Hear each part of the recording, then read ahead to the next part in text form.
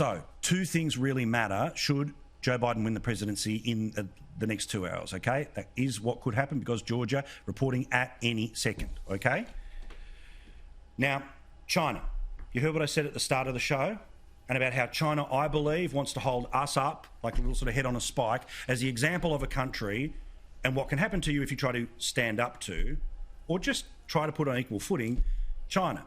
The second is that Biden has said that upon his presidency in his first 100 days, all signatories to the Paris Accord, which would include Australia, would be asked to come to the White House and all would basically have to up their existing commitments. Most likely what that means is the world would sign on to zero net emissions by 2050 because every politician who would be there will not be in office anywhere near it. Greta Thunberg will be 47, for God's sake. Okay, so they'll all sit and sign off on something that is in effectively never, never, but it all has consequences. Do Paris in a second. But let's deal with China first. Now, I've gone as hard as I can because I think that the threat is through the damn roof, and I think it gets worse if Trump's not president, Matt, because we are now going to be the example nation. Thank God for the steel in the Prime Minister's spine and yours as well, but they are going to come for us.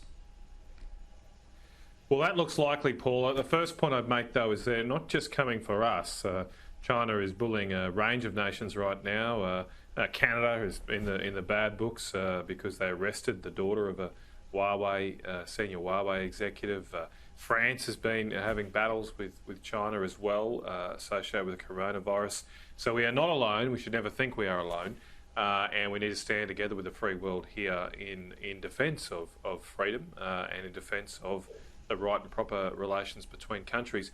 I want to make the point, Paul, that I do understand why many will be worried about a shift change, which would lead to a reduction in our trade with China.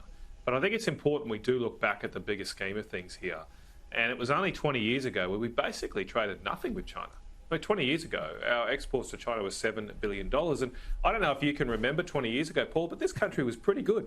Okay. It was a pretty good place 20 years ago. I don't know how old you think, Graham, but yeah, I can remember 20 years ago. There's probably some things that were better 20 years ago than they were today, but there's, we're a great country, a very prosperous nation. People always want to demand our high quality produce. And yes, of course, it would be better to have relations with a strong, prosperous, growing nation like China.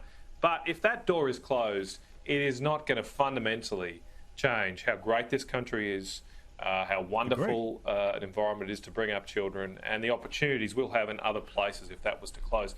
Now, what would change immeasurably is the alternative. If we were to somehow kowtow to China, to sell out our own principles for the sake of, our exports now are $160 billion to China a year, not $7 billion.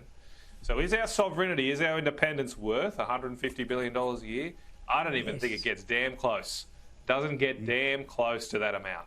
And there's no way in hell we should sell our soul, our principles, our freedom out for that wealth, which is really, when you get down to some of the comments you see in the media sometimes, that's what they're kind of suggesting. They don't come out and say it, blatantly. Yeah. But some seemingly suggest that we sell out our nation